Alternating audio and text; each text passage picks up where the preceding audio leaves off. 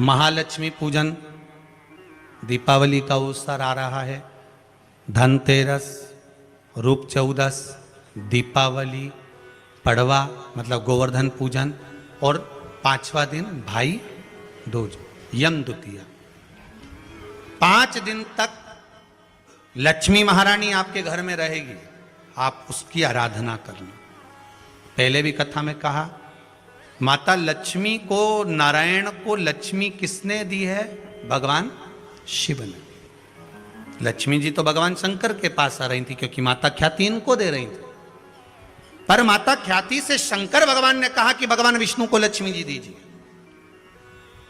जो लक्ष्मी भगवान विष्णु को प्राप्त हो सकती है, क्या लक्ष्मी हमारे घर में नहीं आ सकती? 5 दिवस तक आप माता लक्ष्मी की आराधना करिए, उसको अपने घर में बुलाने का प्रयास करो। श्री शिवाय नमस्तुभ्यम। 5 दिन तक आप भी शंकर का अनुमोदन करो, श्री शिवाय नमस्तुभ्यम बोलो, लक्ष्मी की आराधना करो, घर में काम करते रहो, पपड़िया बनाओ, गुजिया बनाओ, जो बनाना है बनाओ, पर उस शंकर का अनुमोदन कर कर बनाओ और लक्ष्मी जी का अनुमोदन करते रहो, स्मरण करते रहो, जिससे मां हमारे घर में विराजमान। लोगों से निवेदन रहेगा, सब दीपावली का पर्व बड़े धूमधाम से मनाना। दीपावली के पूजन का ज्यादा बड़ा रूप में तो हम विस्तार वर्णन नहीं करेंगे। शिव महापुराण की कथा कहती है, जिस कुएं में, जिस बावड़ी में, जिस नदी में रोज पानी आता रहता है, वहां का पानी भी स्वच्छ रहता है। जिसमें निरंतर धार बनी हुई है, थोड़ी थोड़ी जिर बनी हुई है, तो पानी उसमें लगातार आ रहा है, और पानी उसमें लगातार आ रहा है ना, तो उसमें इकट्ठा हो रहा है, तो उसमें से आप कितना ही पानी निकालते जाओ, उसमें पानी आता जाएगा, तुम्हारे निकालने में चलता जाएगा। भगवान से यह मत कहना कि तुम एक बार दे दो।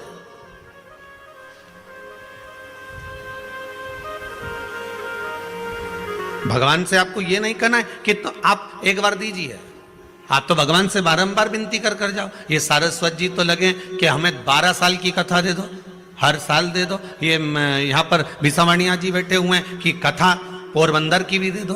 तो ये बाबा से ये नहीं कहना कि हमको एक बार इतना दे दे, हम बस एक बार तुझसे मांग रहे हैं। नहीं नहीं नहीं नहीं, बच्चा तो जब जब दादा की गोद में बैठेगा तब तब टॉफी लेके उठेगा। बच्चा तो जब जब दादा की गोद में बैठेगा तब तब मोबाइल लेके उठेगा। बच्चा जब जब दादी की गोद में बैठेगा तो 5 रुपया लेके उठेगा। बच्चा दादी के कमरे में जाता ही क्यों है, बोलो तो सही। वो दिन भर घूमता है, पर दादी के कमरे में जब जाएगा, जब उसको कुछ ना कुछ चाहिए। वो दादा की गोद में जब जाकर बैठेगा, जब उसको पोहा समोसा चाहिए। वो दादा के साथ जब बाजार जाना चाहता है कि कुछ ना कुछ दादा दिलाएगा।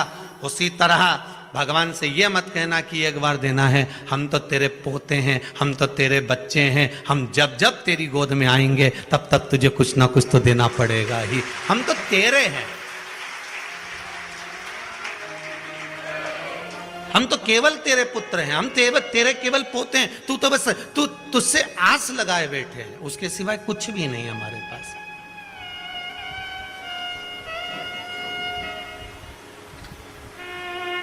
सावन में एक बार, साल भर में केवल 1 महीना तुमने खूब तिलक लगाया, खूब भगवान शंकर को जल चढ़ाया, खूब भगवान को रिझाया, और बाकी के महीने तुम ऐसे ही निकाल दो तो भगवान। और तुम तो लोगों से कहते फिरो, सावन का महीना मेरा पति तो खूब पूजन करे, सावन का महीना हम दोनों पति पत्नी खूब भगवान की भक्ति करें, सावन का महीना हम तो पति पत्नी रोज मंदिर जाएं, सावन का महीना हम तो वो इतनी दूर मंदिर है ना, वहां पर दोनों पति पत्नी पंडित जी के साथ बिठाएं गाड़ी पे और अभिषेक करने जाए, सावन का महीना में हम इतना बड़ा बड़ा शिवलिंग का निर्माण करें, पार्थिव शिवलिंग, और हम लोग पूजन करें। केवल सावन का महीना, बाकी का समय कहां गया?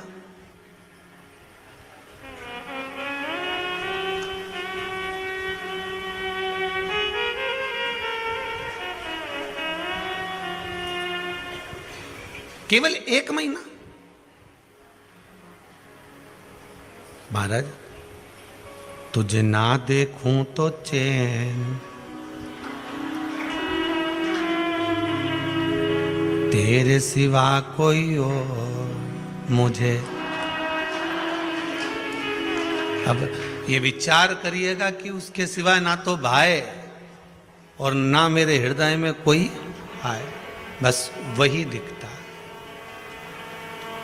वही नजर आता।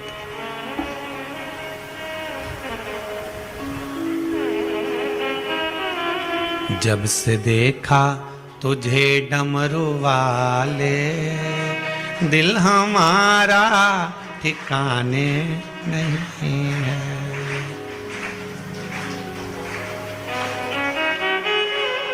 मेरे सीहोर की क्या पूछो भोले, पूरा भारत ठिकाने। मैं अपने सीहोर की कहूं कि सीहोर के लोग कथा सुन रहे होंगे, या इंदौर की कहूं कि इंदौर के लोग कथा सुन रहे होंगे, या भोपाल की कहूं कि भोपाल के लोग कथा सुन रहे होंगे, या कोटा, राजस्थान, जोधपुर, जयपुर, जहां जहां की आप बोलो वहां की कहूं कि वहां के लोग कथा सुन रहे होंगे। तो यहां तो शास्त्र कहता है कि मेरे सीहोर का ही नहीं, शिव महापुराण की कथा एक एक जनमानस में, एक एक बच्चे बच्चे में वो तत्व समा गया है कि श्री शिवाय नमस्तुभ्यम, ये हृदय में बैठ गया, ये चित्तवृत्ति में आ गया, ये मन के भीतर संजो गया। और भक्ति का बल बड़ा प्रबल होता है। कल की कथा में कहा था भगवान के पास दो चीजें हैं, एक माया और एक भक्ति। माया मांगोगे तो तुम नाचोगे, और भक्ति मांगोगे तो भगवान नाचेगा। भक्ति का बल बड़ा प्रबल होता है। यहां पर ना तो आपको कोई ये कहा जाता है कि आप इतना दान करो, या आपसे ये नहीं कहा जाता कि आप मंदिर में जाकर ये दे देना, या हमारे पास लाकर ये दे देना, या आप सारी दुनिया भर की दौलत हमको लाकर दे देना। यहां से तो एक ही बात कही जाती है कि जो शंकर की कथा में बताया गया है, शंकर जी को जो समर्पित करने का भाव कहा गया है, बस वो आप समर्पित करते जाओ। शंकर को आप अपना भाव, अपना दिल, अपना हृदय, अपनी चित्त, अपनी वृत्ति शिव को दे दो। शंकर को और कुछ नहीं चाहिए। मनुष्य का अपना अहंकार होता है जो शंकर को दे देना चाहिए।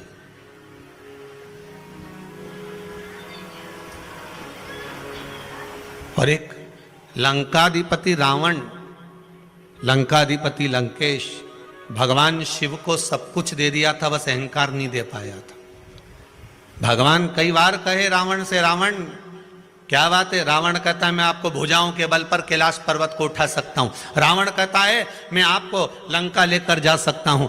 रावण जब जब बात करता था तो अहंकार की करता था, और भगवान कहते थे कि तू मेरे ऊपर बेलपत्र चढ़ाता है, धतूरा चढ़ाता है, तू सब कुछ समर्पित करता है मुझको, तो अहंकार क्यों नहीं दे पाता? तू अपना अभिमान मुझे क्यों नहीं देता?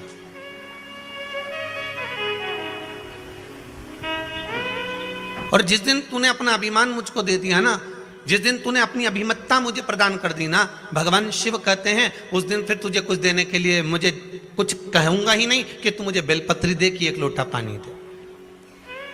हम तो कहेंगे कुबेरेश्वर महादेव की इस धरा पर, कुबेरेश्वर महादेव की इस भूमि पर जब आप दरवाजे से प्रवेश करो, अभी तो खैर मंदिर बन रहा है, बाबा का धाम बन रहा है, पर जिस समय बाबा यहाँ पर विराजमान हो जाए और कुबेरेश्वर बाबा की इस धरा पर जब आप पांव रखो, तो हमारा तो यही कहना रहेगा कि जैसे आपकी चप्पल बाहर रह जाए, जूता बाहर रह जाए, उसी तरह आपका अहंकार भी बाहर रहना चाहिए। हम कौन हैं? हमारी क्या प्रतिष्ठा है? हम किस गादी पर बैठे हैं? हमारा अहम क्या कह रहा है? वो नहीं होना चाहिए।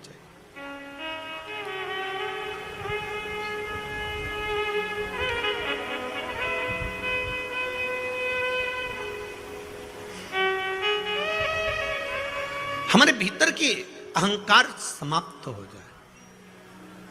हम जब शंकर का गुणगान करें, हम जब शिव का भजन करें, हम सब शंकर का स्मरण करें, हम जब शिव भक्ति में डूबे हुए हों, तब हमारे भीतर से अहंकार चला गया।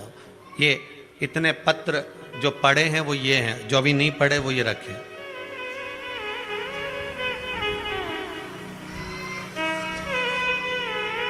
एक ग्वालियर मध्य प्रदेश से ये पत्र आया है।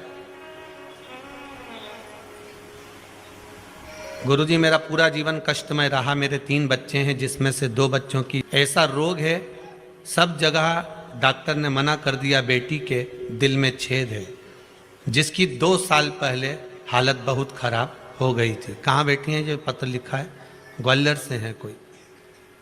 कहीं बैठी हो तो हाथ हिला देना, कैमरे वाले भैया देख लियो अगर दिख जाए तो। महाराज बैठी हैं, दिख रही हैं क्या? अच्छा उधर है, ठीक है। आपने लिखा है भोलेनाथ की मेरे 2 साल पहले हालत बहुत खराब हो गई थी, बिस्तर से उठ भी नहीं पाती थी। वह भोलेनाथ की भक्त है और प्रदोष व्रत करती है। आज वह पूरी तरह से स्वस्थ है और बाबा की कृपा से बाबा को धन्यवाद देने आई है। आप ही ने लिखा है।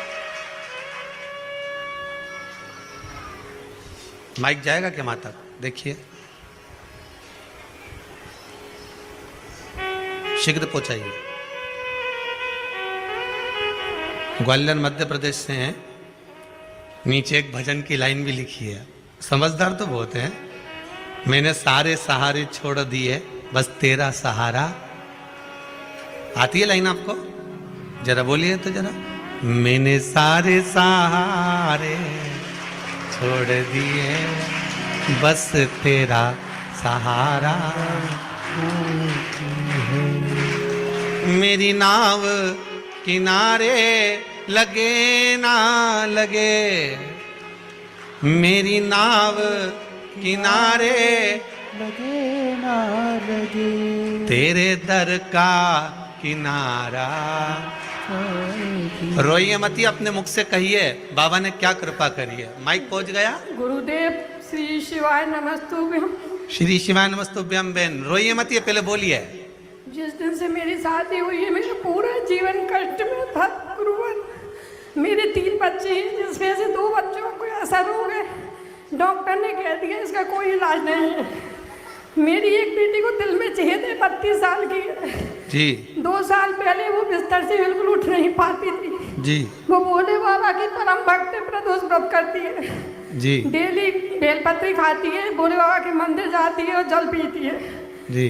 बाबा की कृपा से आज वो सब जगह आ जा सकती है और एक्टिवा भी चला लेती है जी। पूरे शहर के लोग रिश्तेदार आश्चर्य में है कि ये कैसे हुआ।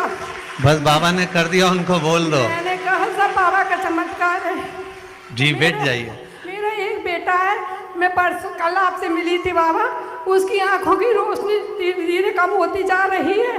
सब जगह दिखाया, डॉक्टर ने कह दिया इसका कोई इलाज नहीं है, आगे चल के दिखना बंद हो जाएगा। अब बाबा कृपा करेगा, उसके लिए भी आप आए हैं तो बाबा कृपा करेगा। बैठिए। बेटी के धन्यवाद करने और बेटे को लेकर पूरे विश्वास से आई हूँ। बेटी को ठीक हुई जैसे मेरा बेटा भी ठीक होगा बाबा। जय जय जय। श्री शिवाय नमस्ते। श्री शिवाय नमस्ते। जब बाबा ने इतना कर दिया है, बिस्तर से उठा दिया है, बाबा कृपा करेगा। बैठो बैठो। मैंने सारे सहारे छोड़ दिए बस तेरा सहारा बाकी है।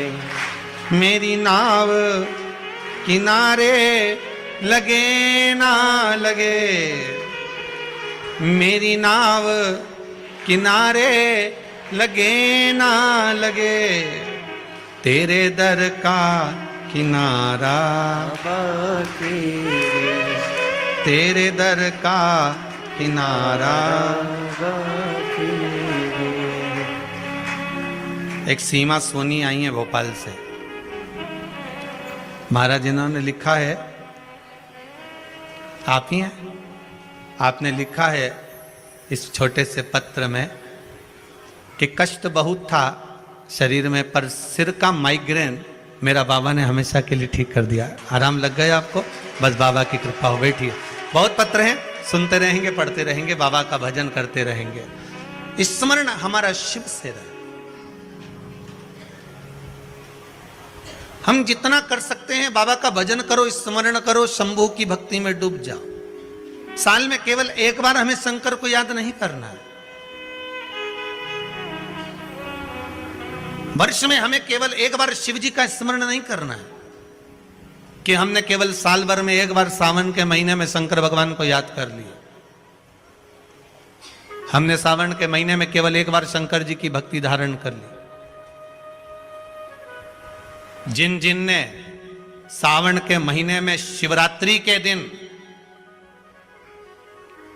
शंकर भगवान का अभिषेक करा है, आपने भी करा होगा, जितने लोग कथा श्रवण कर रहे हैं, जिनने अभिषेक करा है, हृदय पर हाथ रखकर बोलना, क्या बाबा ने तुम्हारी नहीं सुनी है? थोड़ा सुना, पर सुना जरूर है उसने। जो तुम्हारे भक्ति का भाव जागृत हुआ, कई पत्रों में बाबा, कई लोग लिखे हैं, महाराज जी बड़ी कृपा बाबा ने कर दी है, बड़ी कृपा कर। उसकी एक लोटा पानी, एक लोटा जल, जरा सा धतूरा, जरा सी बेलपत्र, जरा सा हम शंकर को अगर रिझा रहे हैं, किसी भाव से रिझा रहे हैं, भगवान उसको रीझ जाता है, भगवान उससे प्राप्त हो जाता है। बस उसको पहचानने का एक तरीका हमारे भीतर आना चाहिए।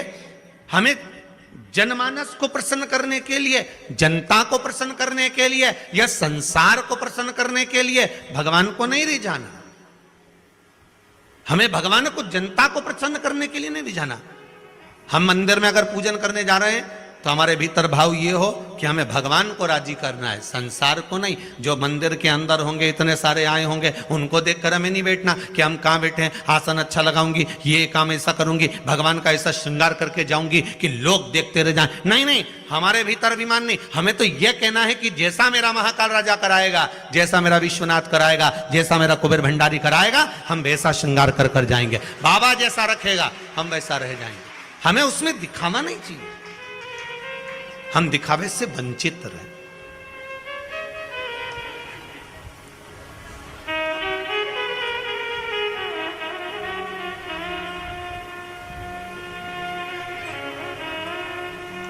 बहुत दूर हो जाओ दिखावे से, हमें नहीं आता।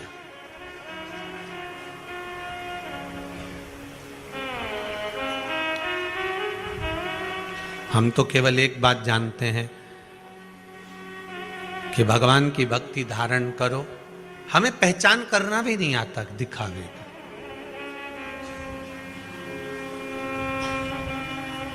एक जज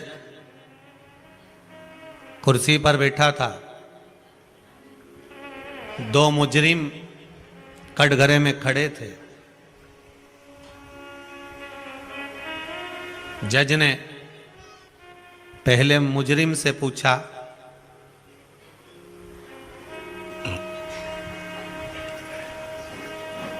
तुम मुजरिम हो, क्या करा है तुमने मालूम है? जी सर, मैं कंकर को तालाब में फेंक रहा था।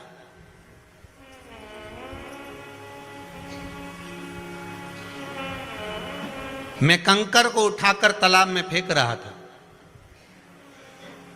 जज ने दूसरे मुजरिम से पूछा, तुम क्या कर रहे थे? साहब, मैं कंकर को उठा के फेंकने में इसका हेल्प कर रहा था। कंकर को तालाब में फेंकने में मैं इसको सहयोग कर रहा था। जिसने केस लगाया था, ये तो कोई भारी केस है नहीं, ये कोई इल्जाम हो सकता है क्या कि तुम कंकर को तालाब में फेंक रहे थे? फिर तुमने केस क्यों लगाया? जज साहब, मेरा नाम ही कंकर है।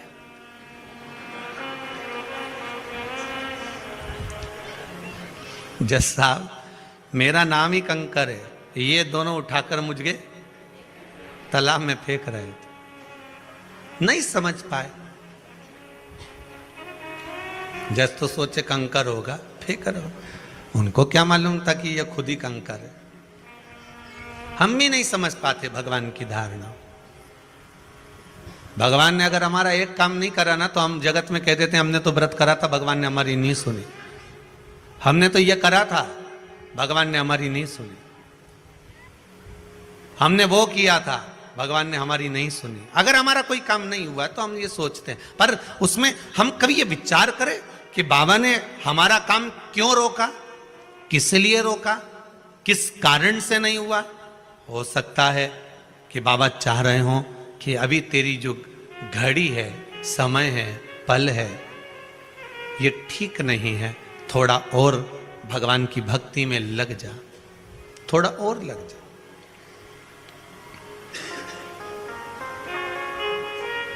जब किसी के दिल को लगती है तभी तो वो व्यक्ति महादेव से लगता है।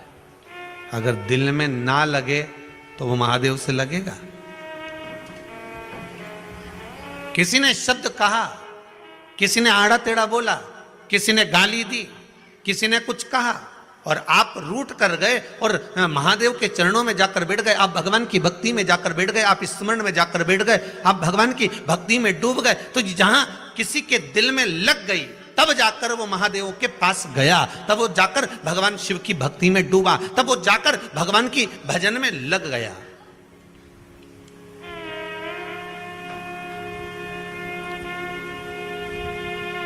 और अविरल भक्ति को धारण कर रहा।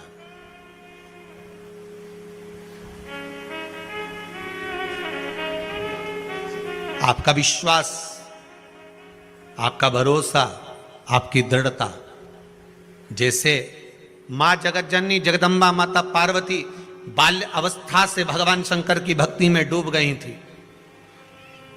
उनको यह नहीं मालूम था कि शंकर मिलेंगे कि नहीं मिलेंगे, उनको तो यह मालूम था कि मैं भजन करूंगी, मैं शिव जी की आराधना करूंगी, मैं पार्थिव शिवलिंग का निर्माण करूंगी, मैं शंकर का अनुमोदन करूंगी, और मैं अगर शंकर जी का अनुमोदन करूंगी, पार्थिव शिवलिंग का निर्माण करूंगी, भगवान शिव का पूजन करूंगी, तो यह पक्का है कि मुझे शिव दर्शन जरूर देंगे, मुझे शंकर जरूर मिलेंगे।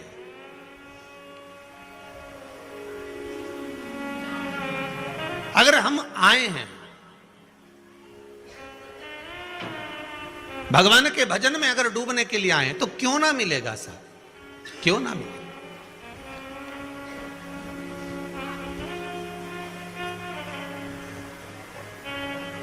अरे संगी छूटे साथी छूटे, छूटे जग सारा रे, पर एक नहीं छूटे वो महादेव जी हमारा रे। महाराज, अंतिम समय तक अगर मेरा चित्त वृत्ति, ये मन, ये शरीर, मेरी इंद्रियां अगर कार्य करती रहे तो मैं भगवान शंकर का गुणगान करती रहूं, मैं श्री शिवाय नमस्तुभ्यम जपती रहूं, मैं शंकर का भजन करती रहूं, मैं उसका नाम जपती रहूं, उसके भजन में मैं डूब जाऊं।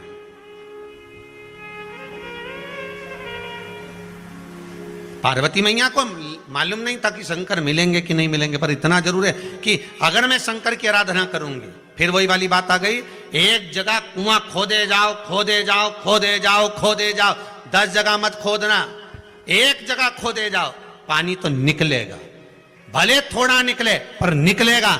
मेहनत करोगे, परिश्रम करोगे, कर्म करोगे तो जल तो निकलेगा। उसी तरह हारना नहीं, आगे बढ़कर जैसे माता पार्वती पार्थिव शिवलिंग का निर्माण करती है, पूजन करती है, अर्चना करती है, आराधना करती है, भक्ति में डूबी रहती है, तो भगवान शिव मिले। परीक्षा ली भगवान शंकर ने, कभी मगर बनकर आ गए, कभी पार्वती का हाथ पकड़ लिया मगर बनकर, कभी रूप रख कर आ गए, समझाने लगे, कभी नटराज बनकर आ गए, नाचने लगे, कुछ ना कुछ कर कर भगवान परीक्षा लेता रहा। आपके जीवन में भी अगर आप भगवान की भक्ति में डूबे हुए हो, भगवान के भजन में लगे हुए हो, स्मरण में लगे हुए हो, तो भगवान परीक्षा तो लेगा। यह मत सोचना कि भगवान परीक्षा नहीं लेगा, बहुत लेगा। यहां तक कि कथा में आ रहे हो ना, तब तक भी परीक्षा चालू है तुम्हारी। सास की तबीयत गड़बड़ हो गई है, अभी कहां जा रही है, बाद में चले जाना। सब तो जाता रहता है, बाद में चले जाना, कोई जाए उनके साथ चले जाना, अभी तो घर में रहे। आ रही थी, छोरा मालूम पड़े सर्दी हो गई, आते आते कहीं कुछ काम हो गया, फिर आते आते फिर कुछ काम आ गया, कर्म होता रहता होगा।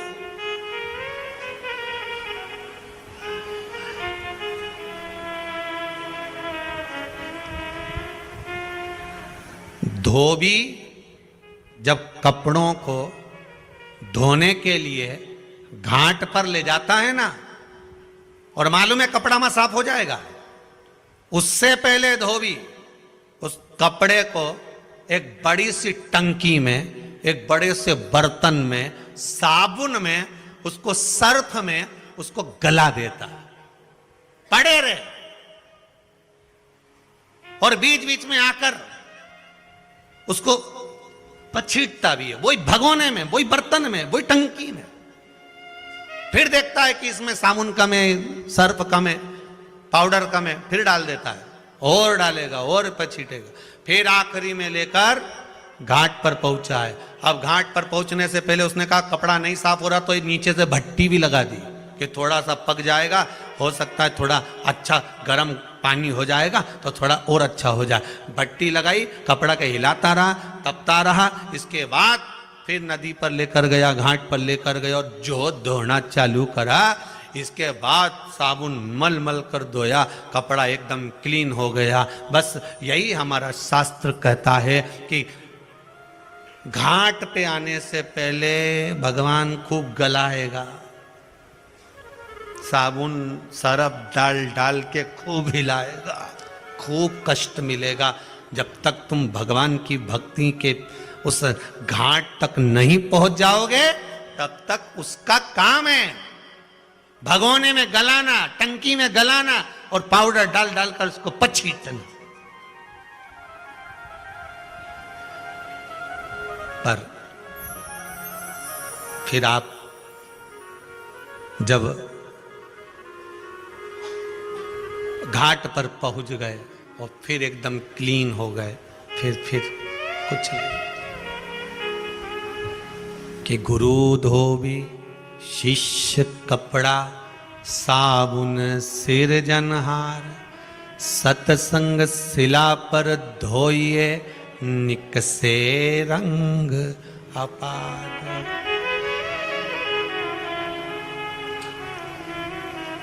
फिर वो धोए, ऐसी रंगोरे गुरुदेव चुनर मेरी, ऐसी रंगो गुरुदेव। राम लक्ष्मण भरत शत्रुघ्न हनुमत मेरी चूनर में, राम लक्ष्मण भरत शत्रुघ्न हनुमत मेरी चूनर में। सरयू जैसी लहरा पड़े, ऐसी रंगोरे गुरुदेव चुनर मेरी, ऐसी रंगो गुरुदेव, ऐसी रंगोरे गुरुदेव चुनर मेरी, ऐसी रंगो गुरुदेव। महाराज वृंदावन गोकुल सा बूटा चमके चूनर में। महाराज ऐसी कृपा कर दो कि भक्ति का जब एक आनंद जल इस चूनर पर पड़े तो ये एकदम साफ हो जाए। शिव भक्ति निर्मलता देती है, शिव भक्ति विश्वास देती है। कोई आपसे पूछे कि शंकर जी की कथा सुनने से क्या मिलता है तो आप कह देना धन दौलत की तो नहीं मालूम, संपदा और वैभव की भी नहीं मालूम, पर शिव महापुराण सुनने से विश्वास और बल मिलता है कि आगे करना क्या है। शिव महापुराण सुनने से कोई बोले धन मिलता हो, दौलत मिलता हो। तुम लोग कुबेरेश्वर धाम गए थे क्या? सीहोर वाले महाराज ने 2-2 हजार रुपए दिए थे कि गाड़ियां तुम इतनी लेके आए हो, वो रोड से लेके यहां तक ढेर लगी है, तो गाड़ी में डीजल किसने डलवाया? कि वो सीहोर वाला महाराज आया था डलवाने के लिए। कौन डलवा? तो के साहब हमें ये तो नहीं मालूम, पर विश्वास मिला है, बल मिला है। शिव महापुराण धन दी की नहीं दी, संपदा दी की नहीं दी, और आपकी मनोकामना पूर्ण हुई नहीं हुई वो आपके ऊपर है। हम कोई गारंटी तो नहीं ले, हम तो इतनी गारंटी जरूर ले सकते हैं जैसे सुखदेव जी महाराज ने राजा परीक्षित से कहा था। राजा परीक्षित बोल रहा था महाराज 7वें दिन मरने वाला हूं, कृपा कर दीजिए। भगवान बोले देख रहे दादा, मरेगा तो जरूर, मरना तो निश्चित है। बादाम खाएगा तो भी मरेगा, नहीं खाएगा तो भी मरेगा, गुलाब जामुन खाएगा तो भी मरेगा, नहीं खाएगा तो भी मरेगा, कहीं ऊपर पहाड़ पे जाएगा तो भी मरेगा, और जमीन पे रहेगा तो भी मरेगा। कई तो ऐसे हैं कि बाथरूम से नहा के आ रहे थे, फिसल गए तो निपट गए। इनका क्या है? तो गारंटी तो किसी की नहीं। सुखदेव जी महाराज ने भी राजा परीक्षित से कह दिया, देख रहे राजा परीक्षित, मरना तो निश्चित है, पर तू के कि 7 दिन बाद सांप डसने आने वाला है और मैं सांप से बच जाऊं, तो इसकी गारंटी नहीं है। आपसे भी निवेदन हाथ जोड़ कर कर रहे हैं, आप सोचो कि हम कुबेरेश्वर धाम आएंगे तो हमारा यह काम होना चाहिए, ये की गारंटी नहीं है। यहाँ कोई भभूति नहीं दी जाए, ना बेल दी जाए, ना कोई अंडा उखाड़ के दिया जाए कि महाराज सियोर वाला छू करेगा और निकल के बाहर आ जाएगा। यहां तो एक चीज की गारंटी है कि आप शंकर का अनुमोदन करोगे, शिव महापुराण की कथा श्रवण करोगे, और अगर विश्वास लेकर आए हो तो यहां तो विश्वास दिया जाता है और विश्वास लिया जाता है। यहां शिव के प्रति विश्वास जागृत कराया जाए। एग्जाम में बैठने से पहले ही तुम सोच लो फेल हो गया तो, अगर तुम्हारे मन में आ गया कि फेल हो गया तो मतलब ये पक्का है कि तू तो गया, तू तो गया। अब तो तेरा क्या होगा, का लिया, मतलब सीधी सीधी बात है। तुमने विचार कर लिया कि फेल हो गया तो, अरे परीक्षा हॉल में पहुंचने से पहले, पढ़ने से पहले, घर से निकलने से पहले मम्मी और पापा को, माता और पिता को, घर के बुजुर्गों को प्रणाम कर कर जाने से पहले, प्रणाम कर कर जाने से पहले उनको कह कर जाना कि मेरे मस्तक पर तिलक करो, जैसे पूर्व समय की रानियां, पूर्व समय की माताएं, वीर जब युद्ध करने जाता था तो उसके माथे पर तिलक कर कर भेजती थी, ले मैं तुझे तिलक कर कर भेज रही हूं। और वो कहता था मां जीत कर आऊंगा। वो आत्मविश्वास तुम्हारे भीतर होना चाहिए। जब चाहे तुम जिसकी भी पढ़ाई कर रहे हो, जो एग्जाम देने जाओ, चाहे कंपटीशन एग्जाम में बैठो, चाहे तुम जाओ इंटरव्यू देने के लिए, तुम्हारे भीतर वो विश्वास पैदा होना चाहिए कि जा रहा हूं, पक्का कहता हूं जीत कर आऊंगा, क्योंकि मैंने शंकर की कथा सुनी है। बस निकल गया, फिर निकल गए। मीराबाई कितनी दम से कहती थी, ओ मेरो क्या तो करे गो यमराज, जब गुरु मेरो समरथ है। क्या कर लेगा रे कालिया, आ तू निपट लूंगी तेरे से। पहाड़े पे ही चढ़ के आएगा ना, काले भैंसे पे, ब्लैक कलर की स्कॉर्पियो, इससे ज्यादा क्या होगा। हाँ, मीराबाई कहती थी यमराज आए, तेरी मर्जी पड़े तब आ जाना। और आपसे भी निवेदन है, तैयारी ऐसी रखना कि जब मर्जी पड़े तब आ जा। फ्रिज में मिठाई रखी, हम तो कभी भी निकाल के दे देंगे। तो ये मत सोचना कि हमें दुख होगा, दुख तो हम करे ही नहीं। तेरी जब मर्जी पड़े, सुबह शाम दिन रात। पर एक बात याद रखना यमराज, जिस समय में शंकर की भक्ति में डूबी हूं उस समय मत आ जाना, नहीं तो मेरे महादेव को तो देखा है तुमने, शिव को देखा, डरना क्या। लोग पूछें कि तू क्यों इतरावे, क्या तो मिला जो तू फूलों समावे। तो मीराबाई बोले कि मेरो एक बड़ो रे अभिमान, के गुरु मेरो समरथ है, और मेरो क्या तो करेगो यमराज, जब गुरु मेरो समरथ है। जब गुरु समरथी हो तो क्या डरना। तो एक व्यक्ति खड़ा था, मीराबाई से कह रही, ओ मीरा काय का तेरा गुरु समरथी, वो चमड़े का जूता बनाने वाला रविदास चर्मकार चमड़े का जूता बनाए, वो तेरा गुरु है, और तू उसका इतना अहंकार करती है। मीराबाई बोले भले वो चमड़े का जूता बनाए, पर आ मेरे गुरु की बराबरी कर कर बता दे। और पहुंच गई मीरा, और मीराबाई ने कहा गुरुदेव चलो मैं तुम्हारा गंगा के घाट पर आश्रम बनवा देती हूं, वहां तुम्हें रख देती हूं, वहां कुटिया बना देती हूं। अरे मीरा, मैं गंगा के घाट जाऊंगा, इससे तो अच्छा गंगा यहां आ जाएगी। मीराबाई ने पास में खड़े हुए लोगों से कहा, अभी देख गंगा यहीं आएगी, घाट छोड़ के आएगी। तो मीराबाई ने कहा गुरुजी बहुत प्यास लग रही है, मेरा भी मन करे कि गंगा मैया पानी पिला दे। जिस बर्तन में रविदास चमड़ा धोते थे, उसी बर्तन के हाथ जोड़ रहे हैं रविदास, और रविदास जी हाथ जोड़कर कहते गंगा मैया मीरा को प्यास लग रही है, पानी दोगी।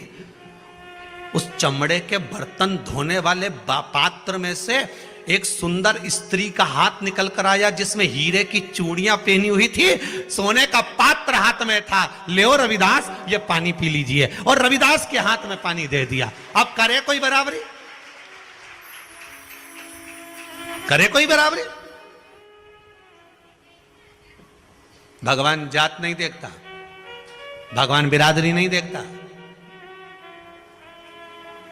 हम बहुत विद्वान हैं, बैकुंठ ही जाएंगे, कोई गारंटी नहीं दादा, कोई गारंटी नहीं। एक बहुत विद्वान कथाकार, बहुत विद्वान, खूब प्रवचन देते थे, मर गए। बैकुंठ का दरवाजा बंद था, संडे था। हो अपन तो यही कहेंगे कि संडे था, हो सकता बंद हो, ऑफिस सब बंद रहते हैं रविवार को, हमारे यहाँ भी सीहोर में, तो वहाँ भी बंद होगा। हम तो ये सोचे, अपन तो अपना जैसा सोच के चलो नहीं कथा को, तो बंद था। द्वार पर पहुंचे, महाराज ने जाकर कहा दरवाजा खोलो। द्वार पर बोले इतनी लंबी लाइन लगी है, दिख नहीं रही तुमको? दरवाजा सुबह खोलेगा, चलो बाहर निकलो, लाइन में लग जाओ। हम कथाकार हैं, बहुत विद्वान, सारे शास्त्र, सारे पुराण, सारे वेद हमको आते हैं, सब कुछ जानते हैं। दरवाजा खोलो। इतने में जय और विजय बोले फालतू की बात मत करो, विद्वान हो गए, अपने घर के वहां खड़े हो जाओ, चुपचाप लाइन में जाओ, उधर लाइन में खड़े हो। लाइन में खड़े हो गए। दूसरे दिन दरवाजा खुलेगा तब अंदर आ जाना, व्यवस्था दे देंगे। दूसरे दिन दरवाजा खुला, जो विद्वान खड़े थे उनके मन में आया कैसे कैसे लोग लाइन में लगे हुए हैं। बताओ, एक व्यक्ति की पैंट फटी थी, हेड पहना था उल्टा, चाबी का छल्ला यूं घुमा रहा था और वो पंडित जी को देखकर यूं उंगली हिला रहा था। एक आगे खड़ा था तो सिर खुजा रिया था, एक अपनी मूंछों पे ताव दे रिया था। लाइन से अंदर आते जाओ, दरवाजा खुल गया बैकुंठ का। एक अंदर आया, कौन? हम ये, ठीक है वहां चले जाओ। कौन? हम ये, जाओ वहां चले जाओ। जिसकी पैंट फटी हुई थी, हेड उल्टा था, चश्मा मस्मा लगाया, चाबी घुमा रहा था। तुम कौन? हम बस के ड्राइवर। एक काम करो, वो जो एसी का रूम है, गोल्डन रूम, सोफा वोफा लगा हुआ है, डनलप का गद्दा बिछा हुआ है, बढ़िया, वहाँ पर दासियाँ भी हैं, तुम्हारे चवण धुलाएगी, सोने की थाली में तुम्हारे लिए भोजन आएगा, जाओ वहाँ पर रहिए। इतने बाद अब पंडित जी ने सोचा, ड्राइवर को इतना जोरदार रूम दिया तो अपने को तो बैकुंठ में और अच्छा रूम मिलेगा। आइए, पंडित जी जैसे ही आए, तुम कौन? हम प्रवचन करते, कथा करते, अच्छा खूब वेद पुराण शास्त्र सब हमको मालूम है। ये मंत्र बोलना चालू करे तो अच्छा चार जाए। अच्छा एक काम करो, सामने वो झोपड़ा दिख रहा है, वो टूटा वाला झोपड़ा दिख रहा है, उसके अंदर चले जाओ। पंडित जी बोले हम झोपड़े में? हाँ जाओ वहां झोपड़े के अंदर, वहां पे खटिया रखी है, वो 3 जगह से टूटी है, उसको सही कर लो और सो जाओ। वहीं पे चूल्हा बना हुआ है, चक्की रखी हुई है, गेहूं पीस लेना, आटा बना के रोटी बनाना, खाना खुद। पंडित जी बोले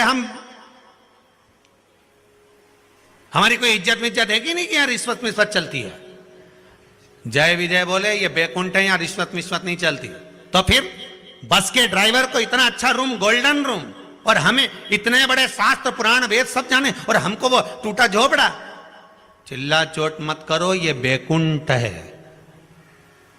भगवान विष्णु को बुलाओ, हमें उनसे बात करना है। भगवान विष्णु नहीं आएंगे, तुम अपने रूम में जा रहे हो, चिल्ला चोट करना बंद करो। नहीं, हमें भगवान से पूछना है कि यहाँ रिश्वत लगती है? बस के ड्राइवर को इतना बढ़िया रूम दिया और हम इतने बड़े विद्वान महाप्रखंड, और हमको ये टूटा झोपड़ा। हमें भगवान को बुलाओ। भगवान विष्णु के कानों में आवाज पहुंच गई, भगवान नारायण आ गए। क्या बात है भगत, क्यों चिल्ला रहे हो? प्रभु हमको तो लगता है आपके यहाँ रिश्वत चलती है। बस के ड्राइवर को गोल्डन रूम दिया, एसी का रूम दिया, डनलप का गद्दा दिया, सोने की थाली में भोजन दिया, और हम इतना पूजन पाठ करें, इतना शास्त्र वेद सब जाने, और इतना प्रवचन वगैरह सब दें, और उसके बाद हमको टूटा झोपड़ा। भगवान विष्णु बोले भगत ये आपके कर्म के अनुसार मिलता है, यहाँ कर्म से ज्यादा किसी के यहाँ रिश्वत नहीं चलती, यहाँ कर्म चलता है। अच्छा हाँ, तो इस बस के ड्राइवर ने कौन सा कर्म करा था? जब उल्टी हेट लगा रहा है, फटा हुआ जीन्स पहन रहा है, चाबी का छल्ला हिलाकर मुझे अकड़ दिखा रहा है, तो इसने कौन सा पुण्य कर दिया? भगवान बोले भगत रुक जाओ, टीवी चालू करो। खटका दबाया रिमोट से, भगवान ने जो बस दिखाई तो बस का ड्राइवर जब बस चला रहा था इतल रही थी, जितने अंदर बैठे थे सारे की सारे राम राम सीताराम, जय हनुमान ज्ञान गुण सागर, जय कपिस्ती लोक जागर, रामदूत अतुल बलवा, अंजनी पुत्र पंचमा, महावीर विक्रम बजरंगी कुमति। अब भगवान उसको पूरी टीवी में पूरा नाटक दिखा दिए, देख लीजिए महाराज जी। तो इससे क्या होता है? भगवान बोले बात इतनी सी है, जब जब ये बस चलाता था इतनी तेज चलाता था, जितने अंदर बैठे रहते थे सब राम नाम जपना चालू कर देते थे, उसका पुण्य इसके खाते में जुड़ गया, उसका पुण्य इसके खाते में जुड़ गया, इसलिए इसको गोल्डन रूम मिल गया। तो हम भी तो इतनी कथा कहते थे, भगवान बोले टीवी चालू करो, चैनल चेंज करो। इन्हें चैनल चेंज करा, अब दिखाया। तो महाराज जी जब प्रवचन दे रहे थे तो भैया ने ऐसी बैठी बैठी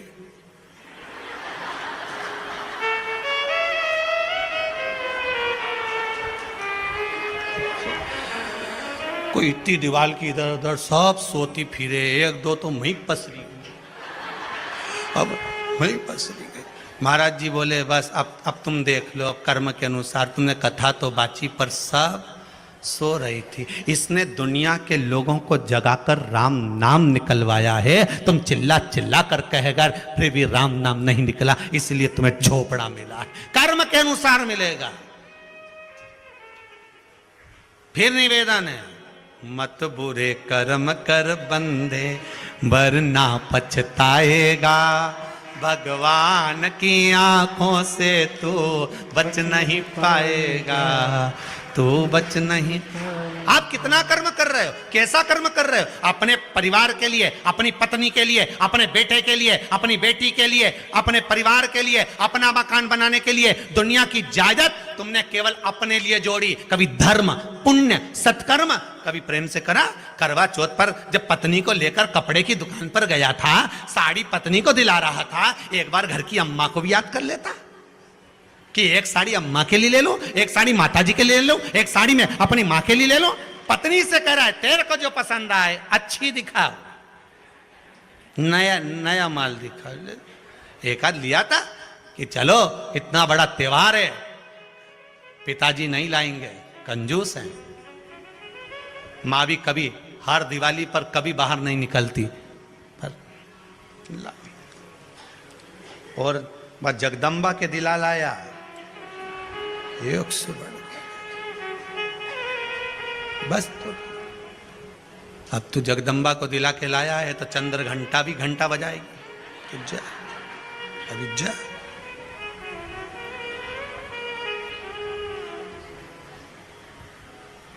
कर्म के अनुसार मिलता है।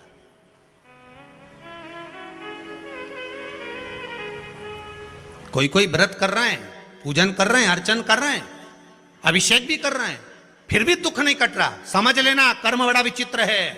पूर्व में जो करा था इतनी जल्दी नहीं कट रहा होगा। लगे रहो, लगे रहो, कुआं खोदते रहो, शंकर का गुणगान करते रहो, गाते रहो, कभी तो सुनेगा। कानों में भनक जाएगी तो सरी। फिर निवेदन है, चिल्लाते रहो, ए भैया जम जम की आवाज लगाते रहो। एक आध बार तो पलट के देखेगा। तुम उसको पुकारते रहो, पलट कर देखेगा जरूर। उसको बुलाओ तो।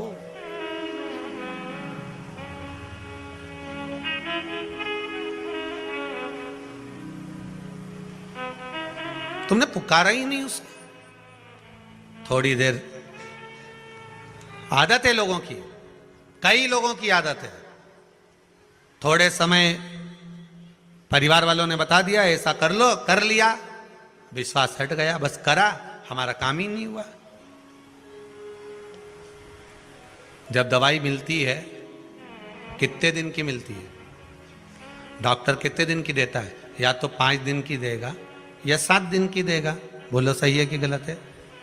तुम तो डॉक्टर से कहता नहीं साहब एक दिन की दवाई दो और आज ही आराम लगना चाहिए, आज की आज आराम लगे।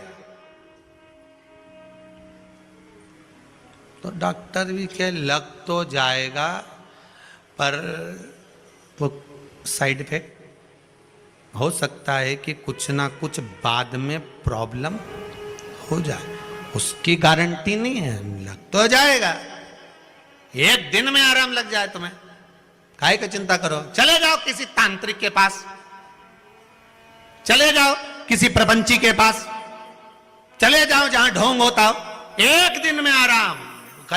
रेल में इतने वो बड़े कागज चिपके रहते हैं, हमारा वो महाराज के ये आता, तुमने पढ़ा होगा, बोलो तो सही। पहले अखबार में भी आए इतनी बड़ी क्लिपिंग बन के, तुम देखना अखबार में 2 मिनट में ने वो खोया हुआ ये मिल जाए, न खोया हुआ ये मिल जाए, न बसीकरण आए, न ये आए, मतलब एक दिन में चमत्कार। तो भैया एक दिन का मिल जाएगा, पर साइड इफेक्ट है। वो साइड इफेक्ट नहीं होता, को साइड में ले जाके पूरा धो देगा।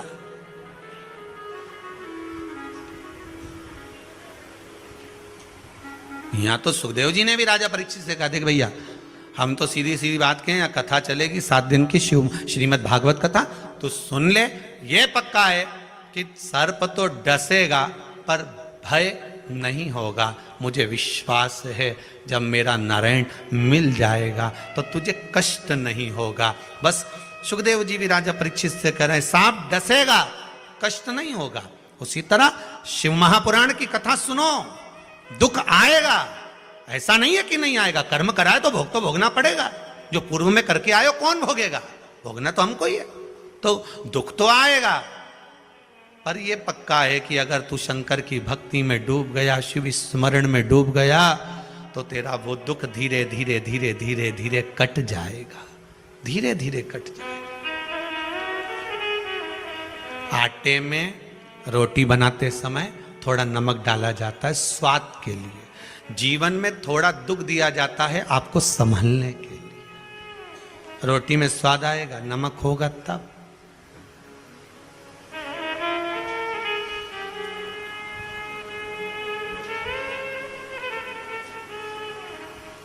मिलेगा वो, ऐसा नहीं मिलेगा।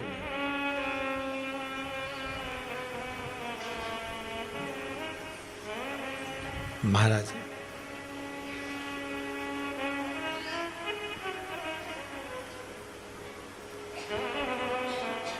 एक तो तेरी काशी